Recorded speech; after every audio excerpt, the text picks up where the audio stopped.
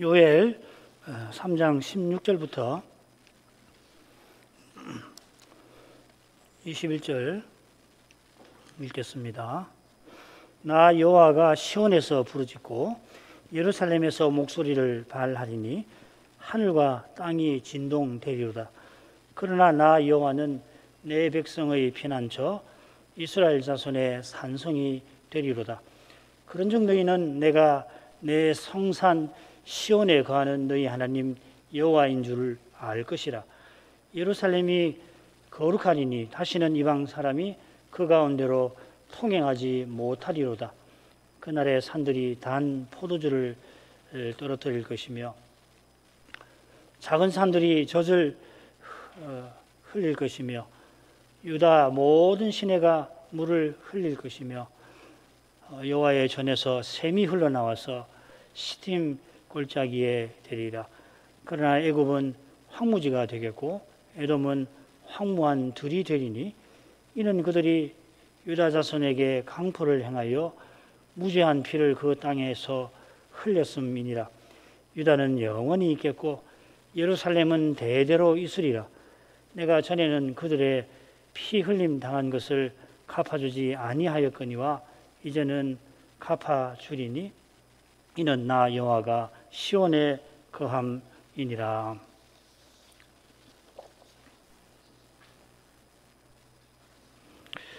요엘 선지자는 마지막 심판을 통하여 여호와의 구원을 전합니다. 3장 1절부터 15절까지죠. 이 심판은 열국이 여호와를 대적하여 전쟁 벌이는 그 일로 이루어집니다. 그 사실이 셋째 부분 처음에도 12절에 나옵니다. 열국은 통하여, 열국이 일으킨 전쟁을 통하여 실은 여호와께서 마지막 심판을 행하시는 것입니다. 지난번 11절까지 했는데 12절부터 15절까지 마저 살피겠습니다. 열국은 동하여 여호사밧 골짜기로 올라올지어다. 내가 거기 앉아서 사면의 열국을 다 심판하리로다. 너희는 낫을 쓰라. 곡식이 익었도다. 와서 밟을지어다. 포도주 틀이 가득히 차고 포도주 독이 넘치니 그들의 악이 큼이로다. 사람이 많음이여 판결 골짜기에 사람이 많음이여 판결 골짜기에 여호와의 날이 가까움이로다. 해와 달이 캄캄하며 별들이 그 빛을 거두도다. 줄거리 간단히 보죠. 12절 상반절에 여호와께서 열국들어 여호사밧 골짜기로 올라와 전쟁을 벌이라 하십니다. 거기서 여호와께서 열국을 심판하십니다. 이 심판에 너희가 참여하게 하십니다. 이 너희가 누굴까 생각해 볼 만하죠. 그리고 이 판결 골짜기에 심판받을 사람이 많다 하고 마지막으로 심판의 결과 우주가 변화될 거다 하는 내용입니다. 12절 상반절 보겠습니다. 여기 이 동하여 올라올지어다 했는데 9절 상반절에 이 두 동사가 똑같이 나옵니다. 거기는 격려하고 오게 한다는 말을 갖고 격려한다 이렇게 되어 있습니다. 요컨대 지금 12절 상반절은 이 단락 가운데 부분 9절부터 11절을 요약하고 있습니다. 가운데 부분에서 여호와의 명령을 받아 선지자와 신실한 자들이 열국에게 전쟁을 준비하여 감행하라고 알립니다. 열국은 타락 이후로 줄곧 여호와와 메시아를 대적해 왔습니다. 저 옛날 신할 평지에서 온 인류가 높은 대와 성을 쌓았던 그때로부터 해서 메시아의 부활 이후에 그분의 몸인 교회를 핍박하는 지금까지 그러합니다. 장차 메시아 재림 직전에도 역시 그럴 것입니다. 온 세상이 적그리스도와 사탄을 쫓아 하나님과 그리스도를 대적할 것입니다. 그리스도의 몸을 핍박할 것입니다. 바로 이 위대한 사건에 관하여 요엘이 아주 먼 옛날에 예언을 하고 있는 것입니다. 하나님께서 타락 직후에 여인의 후손을 통하여 마귀를 멸하고 구원을 인생에게 베푸실 뜻을 창세기 3장 15절에 나타내셨죠. 이 거룩한 뜻을 위하여 이후로 하나님께서 악인에게도 그분의 해와 비를 내리시고 결실기의 기쁨을 인생에게 베푸십니다. 그러나 인생은 감사치도 경배하지도 않습니다. 하나님은 여전히 인생을 선대하시지만은 타락한 인생은 하나님을 등집니다. 하나님이 주신 선한 것으로 악한 것을 내놓기까지 합니다. 이것은 하나님께서 약속대로 메시아를 보내시는 거기서 가장 두려운 형태로 나타납니다. 메시아, 하나님이 주시는 가장 선한 분이신데 그 메시아를 십자가에 매다는 것입니다. 놀랍게도 언약 백성을 대표하는 이들이 그 일에 앞장섭니다. 누구보다 하나님을 열심히 섬긴다 하던 자타가 공인했던 바리새인이 메시아를 미워하고 죽이려 했습니다. 누구보다 하나님의 뜻에 관한 말씀을 받들어야 할 그들이 누구보다 하나님의 뜻을 짓밟은 것입니다. 그들이 메시아의 교회를 핍박하는 일을 두고서 베드로는 시편 2편 1절부터 3절까지를 인용하고 있습니다. 열방이 공모해서 메시아 여호와와 그 기름 부음 받은 자를 대적한다는 그 말씀이 여기서 이루어졌다 하였습니다. 사도가 보기에 언약 백성을 대표하는 유대인의 공회가 열방의 관원이었던 것입니다. 그들이 헤롯과 빌라도와 친구가 되어서 그들처럼 열방이 되었습니다. 이러한 데서 죄가 얼마나 무서운지 잘 드러나고 있습니다. 죄의 무서운 권세는 육신과 세상과 마귀가 합세하여서 하나님과 메시아를 대적하는 거기서 나타나는 것입니다. 바리새인과 사두개인이 독사의 자식, 곧 마귀의 아들들이 되어서 메시아를 죽이려 하는데 나타납니다. 그들이 언약의 나라를 세상 나라로 만든 데서 나타납니다. 육신의 정욕, 자기가 높아지고자 하는 그 정욕에 사로잡혀 서로 원수처럼 지내던 그들이 메시아를 죽이는 데에서는 친구가 되고 하나가 되었는데 거기서 나타납니다. 장차 마지막 전쟁이 있기 전에 대대적인 배도가 있을 텐데 이 배도가 세상에서 생기는 거 아니라 그리스도의 교회에서 생기는 겁니다. 배도한 교회가 마침내 세상과 함께 적그리스도를 쫓아갈 것입니다. 그 끝에 그 짐승, 적그리스도죠. 땅의 임금들, 그 군대들이 모여 백마 타신 그리스도와 그분의 군대로 더불어 전쟁을 일으킬 것입니다. 인류 역사는 그리스도의 부활 이후 이 중대한 시점을 향하여 달려가고 있습니다. 그 시점에 이르러 한편으로는 그리스도의 복음이 온 세상에 전파될 거고 다른 한편으로 배도가 온 세상을 범람할 것입니다. 사람의 눈에는 배도의 세력밖에 보이질 않고 그리스도의 몸은 사라진 듯 할 것입니다마는 그 없는 것 같이 존재하는 그 교회를 통하여 그리스도의 부활의 능력이 신비하게 나타날 것입니다. 그리고 얼마 지나지 않아서 그 신비함이 마지막 전쟁과 심판에서 찬란하게 드러나는 것입니다. 12절 하반절로 하겠습니다. 열국이 선동적 구호를 외치며 전쟁을 치르러 올라옵니다. 시편 2편 1, 2절이 그것이죠. 그러나 여호와께서는 거기에 앉아서 심판하리라 하십니다. 거기는 여호사밧 골짜기입니다. 여호사밧이 여호와의 도우심으로 열국을 무찌른 그곳입니다. 여호사밧의 성전은 곧 여호와의 심판이기도 했습니다. 이번에도 그러합니다. 세대주의자들은 아마겟돈에서 땅의 왕들이 그리스도와 함께 전쟁에 나서고 그리고 패배한 다음에 여호사밧 골짜기로 끌려가서 심판을 받는다고 합니다만은 요엘에 따르면은 여호사밧 골짜기에서 전쟁과 심판이 함께 이루어집니다. 앉아서 하신 대로 거기 보좌를 펴시고 보좌에 앉아 심판하시는 것입니다. 그러므로 열국의 전쟁이 이미 여호와의 심판에 속한다 할 것입니다. 여호와께서 전쟁을 일으키게 하시는 겁니다. 하나님께서 메시아를 보내어 마귀를 결박하셨죠. 그래서 전에는 마귀가 만국을 미혹했습니다. 이제는 마귀가 결박되어서 만국의 복음이 전파되게 하십니다. 그처럼 심판 직전에 마귀가 잠시 결박에서 풀려납니다. 놓입니다. 자기가 풀려나는 게 아니라 하나님께서 잠깐 놓이게 하십니다. 바울 사도도 지금 막는 것이 있어서 적그리스도가 나타나고 있지 않지만은 막는 것이 옮겨질 때는 불법의 사람이 그때야 나타날 것이라 교훈하는 것입니다. 이 모든 것이 하나님의 손에 달려 있습니다. 하나님께서는 죄와 죽음의 군세보다 비할 수 없이 강하십니다. 마귀가 제 마음대로 뭐든지 다 할 수 있는 거 결코 아닙니다. 그가 여호와의 허락을 받아서 욥의 재산과 건강을 빼앗을 수가 있었던 겁니다. 마찬가지로 하나님께서 다 그리스도를 다시 보내려 하실 때에 결박된 그 마귀를, 천년 동안 결박된 그 그를 잠시 풀려나게 하십니다. 그러면은 그의 화신인 적그리스도 짐승이 온 세상을 미혹하고 마침내 땅의 왕들과 함께 여호와와 메시아를 대적하게 될 것입니다. 견디지를 못할 것입니다. 그들 안에 있는 악에 의해서 이런 일을 자행할 것입니다. 그러나 이 모든 것이 하나님의 뜻대로 이루어지는 것입니다.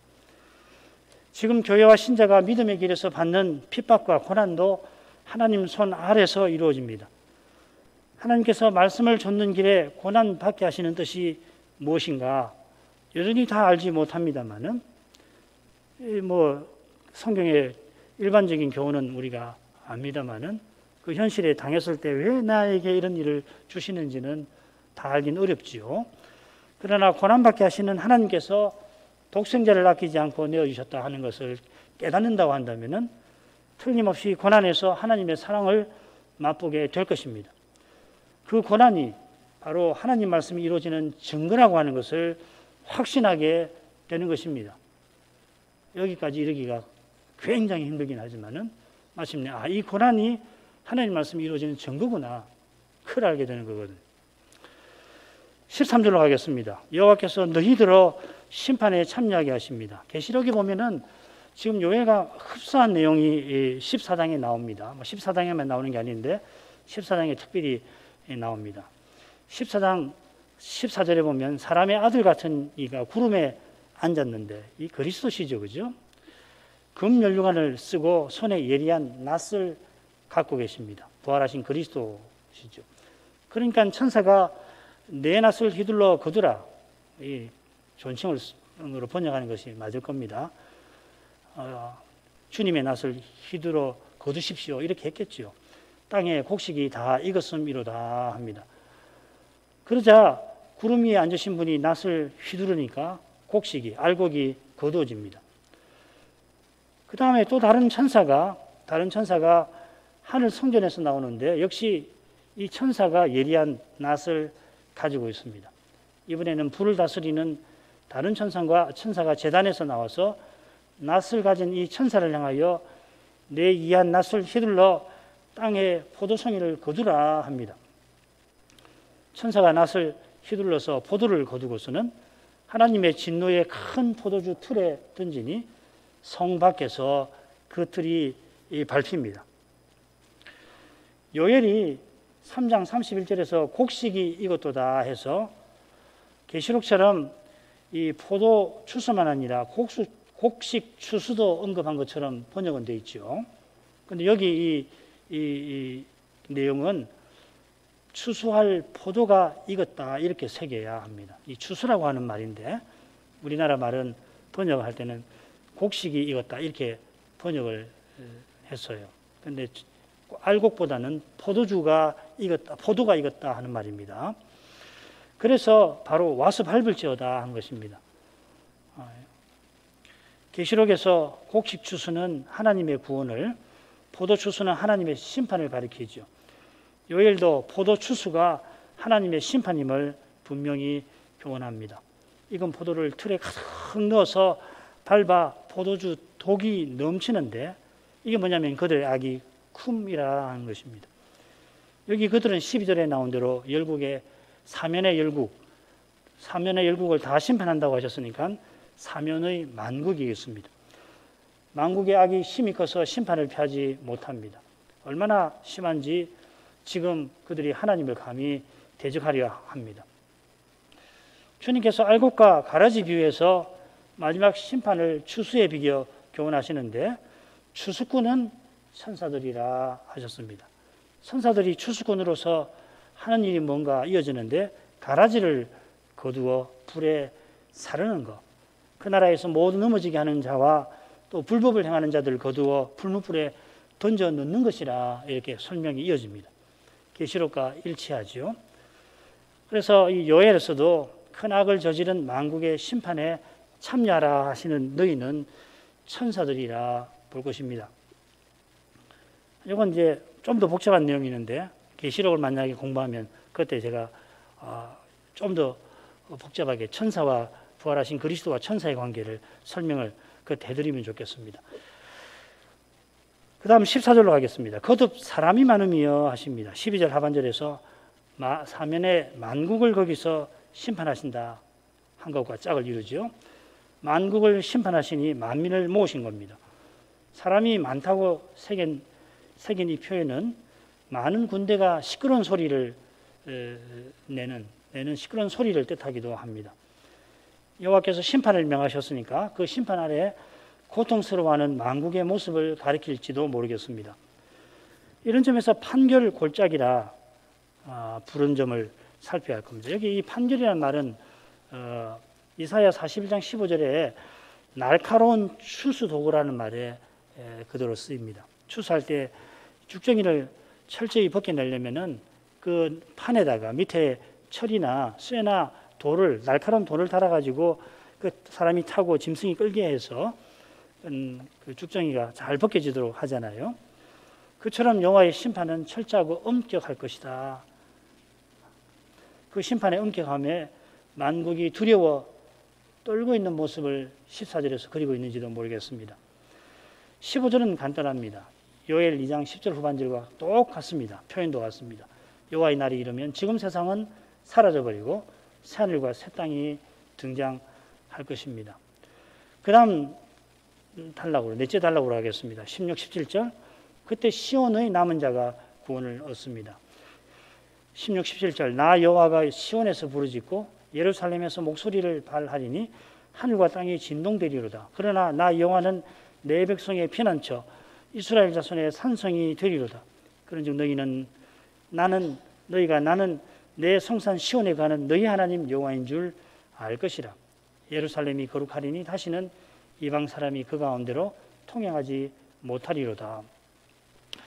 여기 이 여호와께서 부르짖으신다 하는 건 구원을 위하여 부르짖으시는 겁니다. 똑같은 표현이 호세아 11장 10절에 나옵니다. 저희가 사자처럼 소리를 발하시는 여기 똑같은 낱말을 썼습니다. 여호와를 좇을 것이라. 여호와께서 소리를 발하시면 자손들이 언약 백성들이 서편에서부터 떨며오되 여호와께서 부르짖으시니까 언약 백성들이 포로에서 돌아옵니다. 부르짖으시는 곳이 시온이고 예루살렘입니다. 아모스서는 바로 이 말씀으로부터 시작되지요, 그죠? 그래서 이 아모스하고 우리 다음 시간부터 아모스를 공부할 텐데 이 요엘 끝하고 아모스 처음하고가 싹 이어집니다. 요엘 아모스 1장 2절에 똑같이 나올 겁니다. 똑같은 표현이. 호세아서에서는 여호와께서 사자처럼 부르짖으시니 언약 백성이 떨며옵니다. 여기서는 하늘과 땅이 진동합니다. 유다의 포로가 돌아오는 일은 옛 세상이 사라지는 그 일을 가리키는 사건입니다. 지금 세상은 하나님 말씀으로 불사르기 위하여 아직까지 보존됩니다.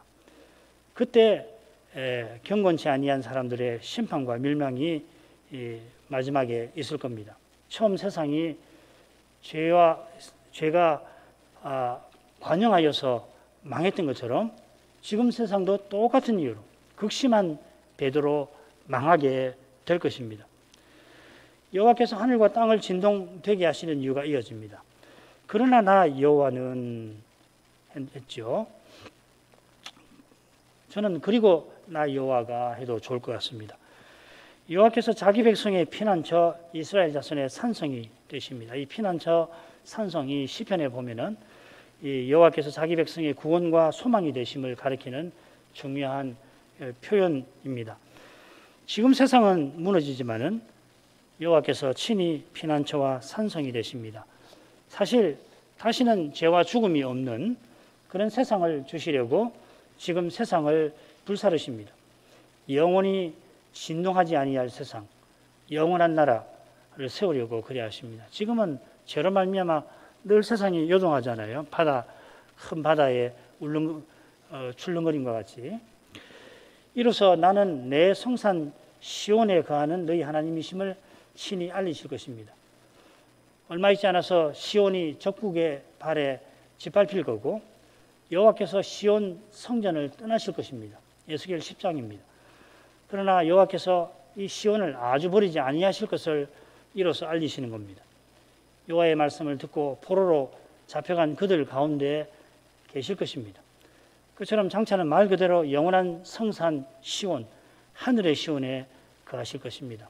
히브리서 12장 22절 그거죠. 너희가 이룬 것은 시온과 살아계신 하나님의 도성인 하늘의 예루살렘이라. 예루살렘이 망하는 그날 선지자가 전한 회개의 말씀을 받던 이들이 지금 하늘의 시온에 계십니다. 이 놀라운 복은 예루살렘이 거룩하리니 다시는 이방 사람이 그 가운데로 통행하지 못하리로다 하신 것과 붙어 있습니다. 예루살렘이 거룩하리로다 하는 말씀은 포로에서 돌아오게 하실 그 일을 가리킵니다. 이 거룩한 성 예루살렘, 우리가 예루살렘을 거룩한 성이라고 알고 있는데 성경에서 예루살렘을 거룩한 성이라고 부르는 건 포로 이후입니다. 혹은 포로 이후에 관한 예언에서만 나옵니다.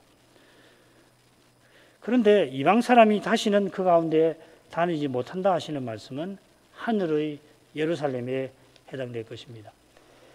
여기 이방 사람은 예루살렘을 무너지게 하고 제비 뽑아 나누는 이들을 가리킵니다. 오바댜에서 그렇게 나옵니다.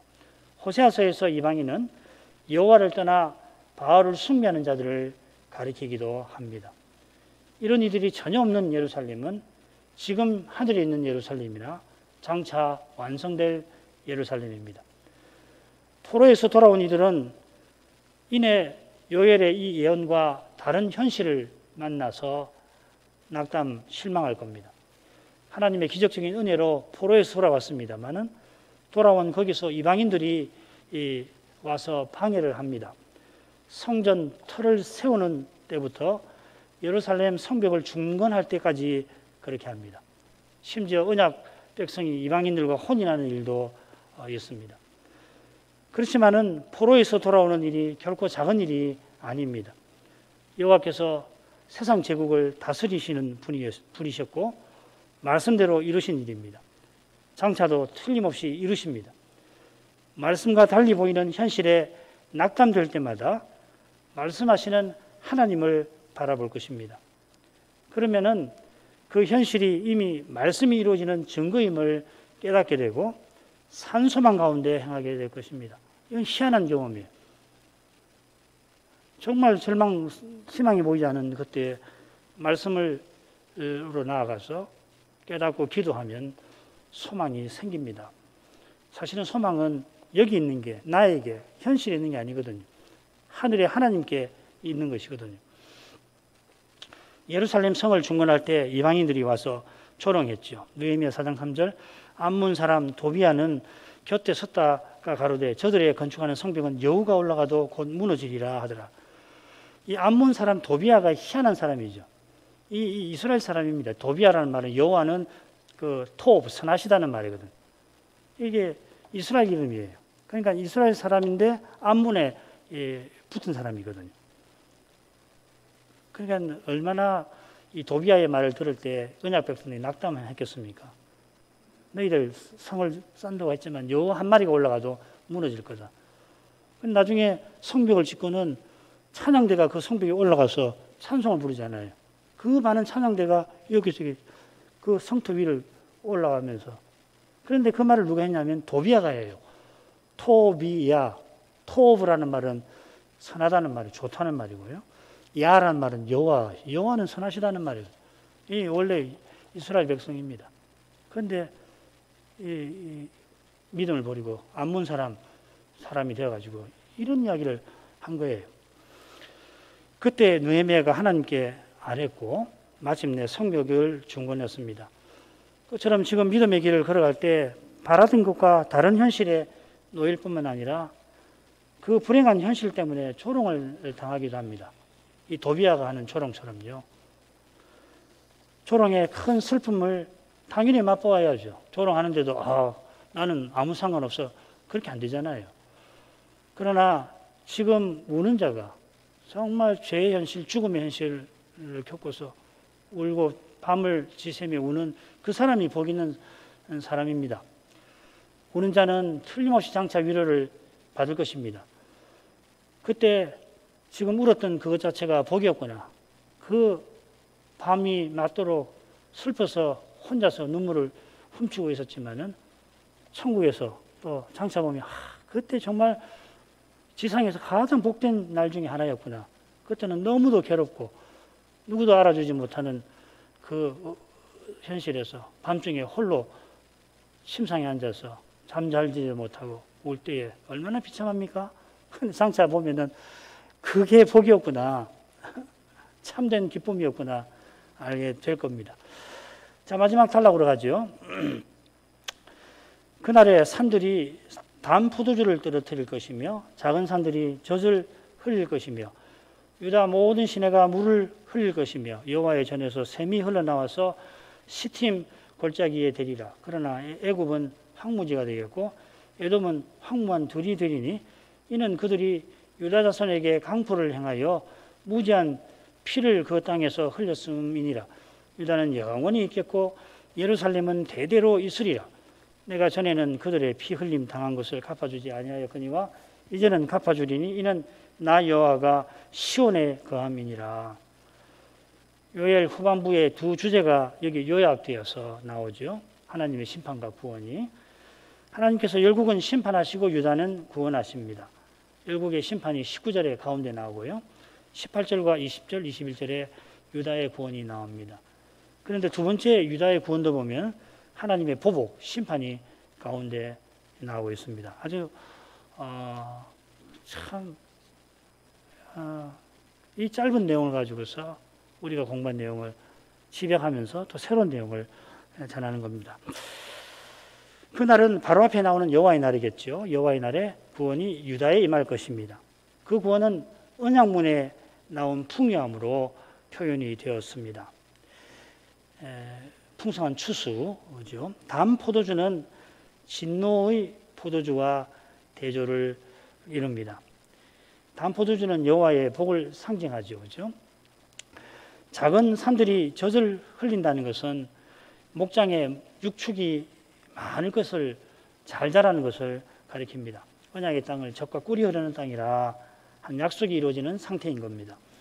유다의 모든 시내가 물을 흘리는 것도 주의 언약이 실현된 상태죠. 반대로 주의 언약이 저주가 내리면 하늘이 철과 같이 녹과 같이 되어서 비가 전혀 내리지 않게 되죠. 자, 이런 내용들은 결국 여호와의 전에서 샘이 흘러나와 시팀 골짜기에 되리라 하는 약속과 붙어 있습니다. 여호와의 전에서 샘이 흘러나온다는 것은 전에 유다가 에덴 동산 같았다 하는 그 말씀과 붙어 생각해야 합니다. 요엘 2장 3절에 나왔죠. 에덴에서 강이 발원해서 동산을 적시고 내 그 눈으로 온 세계에 흘러갑니다. 장차 새 예루살렘 성도 그렇습니다. 계시록 22장 1, 2절 또 저가 수정같이 맑은 생명수 강을 내게 보이니 하나님과 및 어린 양의 보좌로부터 나서 길 가운데로 흐르더라. 강 좌우에 생명나무가 있어 12가지 실과를 맺히되 달마다 그 실과를 맺히고 그 나무 잎사귀들은 만국을 소송하기 위하여 있더라. 에스겔의 이상적 그 성전도 그렇습니다. 에스겔 47장 1절부터 12절에도 바로 그 내용이죠. 이것은 여호와께서 말일에 성신을 모든 육체에 부어주시는 그 일과 붙어 있는 겁니다. 장차 완성되는 새 예루살렘은 성신이 마치 대기와 같이 충만한 세상이 될 것입니다. 오순절은 그것의 출발입니다. 모두가 장차 그리스도와 같아집니다. 그리스도와 같아진 우리도 그리스도처럼 성신 충만할 것입니다. 지금 우리가 성신 충만해봐야 우리의 한계 안에서, 우리의 작은 그릇 안에서 충만하시지만은 장차는 그리스도와 같아져서 성신이 충만하시니까 지금 성신 충만과 차원이 다르겠죠. 그리스도의 새 생명이 우리에게 충만히 나타날 것입니다. 이런 신비한 복에 관해서 여호와께서 요엘 시대 백성이 이해할 만한 표현에 담아 전해주셨습니다. 요한 사도도 같은 표현을 써서 완성된 하나님 나라를 계시록에 전했죠. 21장, 22장. 이것은 옛적에 하신 말씀, 구약 계시가 다 이루어질 것을 강조한 것입니다. 아울러 우리가 그리스도와 같아질 것이라 하는 요한의 교훈, 요한일서 3장 2절을 배우지만은 여전히 장차 그리스도로 말미암아 하나님이 전부 안에 전부 되시는 세상이 어떤가 알기 위해서는 우리도 여전히 구약의 주제를 통해서 생각을 하는 것입니다. 에덴 동산, 성막, 성전, 거룩한 성, 약속의 땅, 하나님 나라 이런 주제를 통해서 장차 우리가 들어갈 세상을 생각해 보는 것이죠. 생각해 보지만은 지금 생각하는 것하고 그때 경험하는 것은 천량지차가 날 겁니다. 성경 계시를 통하여 우리의 생각이 신비에 감싸 있는 겁니다. 감싸일수록 소망이 커져갑니다. 이 소망 위에서 지금 그리스도의 고난에 기꺼이 참여하게 됩니다. 전에 없는 메뚜기 재앙과 이어지는 가뭄 재앙에 짐승들도 목말라 죽어가는 현실에서 요엘 선지자의 이 예언은 말씀의 기근에 죽어가는 백성들에게 담비와도 같았을 것입니다. 시팀 골짜기가 어딘지 정확하게 알기가 어렵습니다. 이 시팀이라는 지명은 이 민수기 25장에 나옵니다. 모압 땅에서 이스라엘이 바알부호를 섬기면서 음행했던 곳이지요. 그런데 요엘은 시팀이라고 하지 않고 시팀 골짜기라고 합니다. 이것은 판결 골짜기, 여호사밧 골짜기와 연결되는 것 같습니다.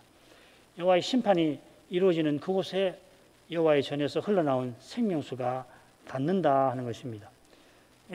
스가랴를 보면은 스가랴에서 우리가 이 내용을 좀 더 배우게 될 겁니다. 인생이 여호와를 대적하여 전쟁 벌인 그곳에 여호와께서 구원의 복이 임하게 하시는 것입니다. 세상 나라가 주와 그 그리스도의 나라가 될 것이다 하는 것입니다. 19절로 갑니다. 선자는 유다는 에덴 동산 같아지고 유다를 해코지한 나라들은 황무지가 될 것이다 했습니다. 이집트와 에돔을 들었죠. 두 나라는 유다에게 강포를 행하고 무지한 피를 그들의 땅에 이집트와 에돔에 흘렸습니다. 그 죽인 거죠. 데려와서 죽인 겁니다. 이런 일은 두 나라만 아니고 시돈, 두로, 블레셋도 저지른 겁니다. 이 나라들은 판결 골짜기에서 심판받습니다. 그 결과 그들은 황무지와 황무한 둘이 될 것입니다. 유다도 하나님의 심판을 받을 때 그렇게 될 거라고 했죠. 요엘 2장 3절에 황무지, 황무한 둘이 다 나옵니다. 자기 백성을 심판하신 여호와께서 자기 백성을 해코지한 나라들도 심판하시는 것입니다. 마지막 부분입니다. 반면에 유다는 영원히 있겠고 예루살렘은 대대로 있으리라 하십니다. 이건 하나님의 교회와 하나님의 나라가 영원할 것을 가리키는 말씀이죠. 지금 세상이 영영이 이어지고 유다만 영원하고 다른 나라는 죄다 황무지가 된다 하는 뜻은 당연히 아닐 겁니다. 유다와 예루살렘이 영원히 있는 것은 나 여호와가 시온의 거함에 있는 것입니다. 여호와께서 시온 성소에 계시니 예루살렘도 유다도 망하지 않습니다. 시온의 거하심이 무엇인지 우리는 지난 시간에 또 오늘도 살폈습니다. 지금 하나님께서 하늘의 시온에 계십니다. 장차 완성된 새 예루살렘에 여호와와 메시아의 보좌가 영원히 세워질 것입니다. 22장 계시록 22장 1절 3절 보면 다시 저주가 없으며 하나님과 그 어린 양의 보좌가 그 가운데 있으리니 우리가 영원히 백성으로서 하나님을 섬기되 동시에 하나님의 아들로서 각각 상속받은 나라를 함께 다스릴 것입니다. 이 약속이 구약 백성만 아니라 우리에게도 복스럽습니다. 신약 백성은 하나님 나라에 이미 들어갔지만은 그리스도께서 전부 안에서 전부 되시는 그 현실을 믿음으로만 맛봅니다. 믿음으로 맛본다는 것은 정말 베일에 가린 상태로 혹은 부분적으로 맛보는 겁니다. 이는 그리스도의 고난에 참여한다는 뜻도 되기도 합니다. 이 고난이 그리스도와 함께하는 영광에 나아가는 길입니다. 그 길에 그리스도께서 이미 함께 하십니다.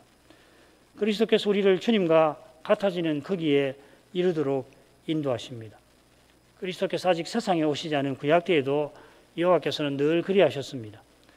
내가 독수리 날개로 너희를 업어 내게로 인도하였느니라. 요엘 시대는 나라가 세워지던 출애굽 때와 달리 나라가 곧 무너지는 그런 시대입니다만은 그런 시대에도 말씀을 듣는 이는 여호와의 날개에 업혀서 소망의 나라를 향하여 나아갈 수 있었습니다. 언제 들이닥칠지 모르는 저 두려운 시대, 온 세상이 베드로 범람하는 시대도 이런 놀라운 일이 오직 그리스도를 고백하는 교회와 신자에게 틀림없이 있게 하실 것입니다. 하죠. 요엘 오늘 마치고 다음번에는 주께서 허락하시면 아모스를 이어서 공부하도록 하겠습니다. 기도할 말씀 제목 간단히 읽겠습니다. 요엘은 마지막 심판과 구원을 전합니다. 그가 전한 심판과 구원은 지금 그의 예언을 듣는 이들의 눈앞에 펼쳐져 있는 현실과는 심히 어긋나게 보였을 겁니다. 유다는 곧 바빌로니아에 망합니다. 신실한 백성도 함께 포로 잡혀 갈 것입니다. 어쩌면은 많은 포로가 평생 열국에 흩어져 살다가 그만 세상을 떠나게 될 것입니다. 선자가 전한 열국의 심판과 유다의 구원은 까마득한 미래에 놓여 있습니다. 그 미래가 과연 올지, 언제나 올지 그들에게는 그야말로 알 길이 없었을 것입니다. 식민지 백성의 삶은 비참합니다. 믿음의 길은 더구나 심히 험난합니다. 식민지 나라에 가서 그 세상 방식대로 살지 못하잖아요. 그러나 선지자가 전한 그 말씀에서 성신께서 구원과 소망의 빛을 신실한 이들에게 비추셨을 것입니다. 현실이 절망스러운 만큼 소망은 오직 하나님께 있다는 그 진리를 일깨우셨을 겁니다. 요한이 전한 마지막 날이 매 순간 지금 단축되고 있습니다. 우리 시대를 배도의 시대라 부른 지도 이미 오래입니다. 이는 저 두려운 때가 점점 가까웠다는 뜻입니다. 지금 우리에게 가장 절실한 것이 무엇인지 우리가 모를 수가 없습니다. 주의 말씀을 순수하게 전하고 받는 일보다 절실한 일이 우리 시대에 없다 할 겁니다. 어느 시대든지 그렇지만은 이 시대는 그 점에서 더욱 그러합니다. 주를 바라는 이마다 이런 일을 두고 하나님 은혜를 간절히 구해야 할 것입니다. 이런 기도보다 이 시대에 중요한 일이 없다고 해도 과언이 아닐 것이고 오늘도 우리가 이런 기도를 드리겠습니다. 신학교와 신학생들을 위해서 기도하겠습니다. 우리 신학교도 시작됐고 캐나다에 간 우리 신학생들도 이제 학기가 시작됐습니다. 그래서 기도해 주십시오.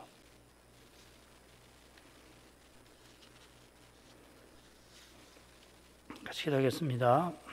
걸어가신 아버지, 요엘이 저 옛적에 성신의 능력으로 하늘 오전에 나아가서 거기서 아버지와 아들께서 함께 가지셨던 그 영광의 계시를 이상 중에서 보고서 그 본발을 자기 백성과 아울러 신약교회를 위하여 전했던 그 말씀 마지막 부분을 오늘 살폈습니다. 선제가 이상 중에서 정확하게 무엇을 또 어떻게 보았는지 여전히 잘 알지는 못하지만은 하나님께서 인생의 언어를 사용하여 주님의 뜻을 알리신 것처럼 선자도 당대 백성이 알아들을 수 있는 표현에 장차 여호와께서 행하실 위대한 심판과 구원을 전한 줄 압니다. 선자가 그 이상 중에 보았던 것을 얼마나 어디까지 깨달았는지 늘 궁금한 것이지만은 그가 예언한 대로 메시아께서 이 세상에 오셔서 행하신 일들도 장차 다시 오셔서 행하실 일들과 더불어 언제나 저희 마음을 놀라게 만듭니다.